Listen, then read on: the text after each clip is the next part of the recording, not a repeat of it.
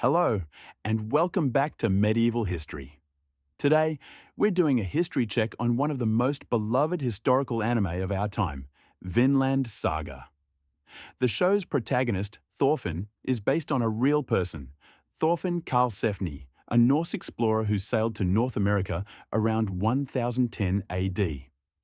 While the anime is renowned for its historical atmosphere, its main character's journey is a profound work of fiction. We're going to break down the differences and similarities, comparing the bloody, vengeful youth of the anime to the pragmatic colonist of the sagas. First, let's establish who the real Thorfinn Karlsefni was.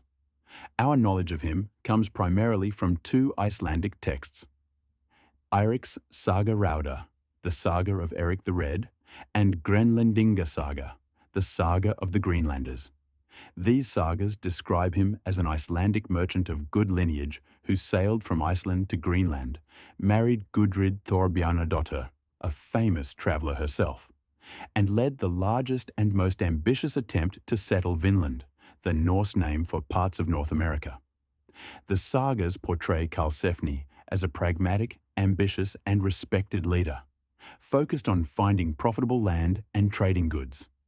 He sailed with about 160 people, including women and livestock, intending to establish a permanent colony. Now, let's look at the anime's protagonist. The anime version of Thorfinn spends the first half of the series as a vengeful, rage-filled teenager, obsessed with killing the mercenary leader Askeladd. This entire narrative arc, Thorfinn's father, Thor's, being killed by Askeladd, and Thorfinn subsequently joining the mercenary band to earn the right to duel him, is completely fictional. The anime uses this period of extreme violence to explore themes of pacifism and redemption later on. The historical Karlsefni had no such dramatic childhood trauma. He was already a seasoned merchant when he began his voyage. The anime creates this deep character flaw to make his later transformation all the more powerful. The anime's first major tie to history comes through the historical figures it includes, albeit with artistic liberties. Leif Erikson, who often acts as a mentor and father figure to Thorfinn, was a real figure credited with the discovery of Vinland. And the character Canute is a fictionalized version of the real King Snut the Great, who ruled England and Denmark in the 11th century.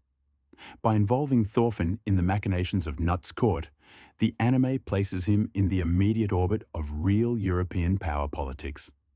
However, the historical Karlsefni's journey to Vinland was an organized, family-based endeavor, not a frantic quest by a traumatized youth. The anime's interpretation allows the audience to witness the Viking Age's violence firsthand before focusing on the eventual search for peace. The most significant divergence, and arguably the true genius of the anime, lies in Thorfinn's post-Askeladd journey, particularly his time as a slave on the farm and his adoption of pacifism, the core of the slave arc. This arc turns the historical Thorfinn Karlsefni from a mere historical footnote into a profound philosophical character. The historical Karlsefni was defined by his ambition to settle new land. The fictional Thorfinn is defined by his oath to create a new, peaceful land where war doesn't exist. This transformation, where he rejects violence after years of being consumed by it, is a complete invention designed to give the story a modern ethical weight. The dramatic events of the anime's slave arc, where Thorfinn is reduced to an enslaved laborer and meets the philosophical slave owner Ketil, serve a crucial narrative function that the original sagas never intended. This period of intense suffering forces Thorfinn to reject the Viking cycle of revenge, feud, and embrace a moral path that strongly echoes Christian medieval tenets of penance and redemption. The anime cleverly uses this fictional suffering to make Thorfinn's dedication to pacifism, a concept virtually unheard of among Vikings, believable and earned, transforming him from a simple warrior into a true seeker of utopia. Furthermore, the anime significantly alters the historical relationship between the Norse and the indigenous peoples, the Skraelings.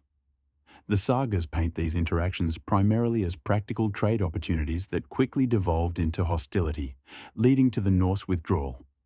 The anime, however, frames the impending conflict with the indigenous population as an ethical test for Thorfinn. The challenge is not merely survival, but how to approach a new culture without repeating the cycle of colonial violence and bloodshed that defined his youth, lending the entire Vinland endeavour a far more complex moral dimension than found in the original texts.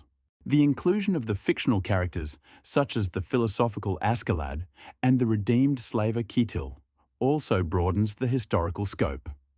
They represent the internal conflicts within the Viking world. Askeladd embodies the intelligent, ruthless pragmatism of late Viking leadership, while Ketil and his farm life illustrate the difficult, often hypocritical transition of Norse society from raiding to settled agrarian life. These deep character studies allow the anime to reflect the political and social currents of the entire 11th century Norse world, using Thorfinn's personal journey as a lens through which to critique the morality of the Viking Age itself. The actual purpose of the real Thorfinn Karlsefni's expedition was trade and colonization. They successfully reached Vinland, set up a base at a place called Hop, likely in present-day Newfoundland, and initially engaged in trade with the indigenous peoples, whom the Norse called Skraelings. In the anime, the eventual goal of sailing to Vinland is identical, but the motivation is totally different.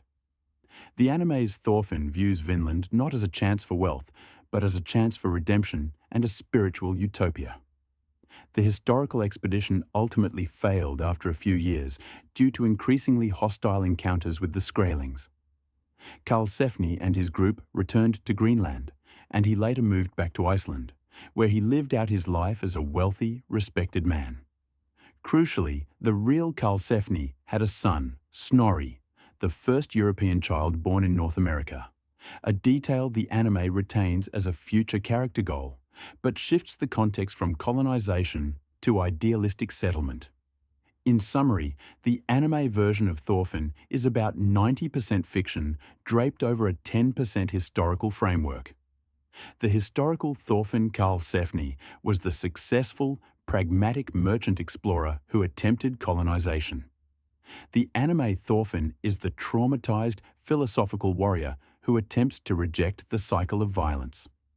Vinland Saga uses the real-world events of the Viking Age, the explorations, the kings, and the conflict, as a stunningly accurate historical backdrop. However, it molds its protagonist into a modern hero, using the historical journey to Vinland not as a tale of ambition, but as a deep, compelling exploration of morality and peace. If you were surprised by how much of Thorfinn's story is fictional, hit that like button and subscribe to Medieval History. What other historical figures do you think anime should tackle? Thanks for watching, and we'll see you in the next video.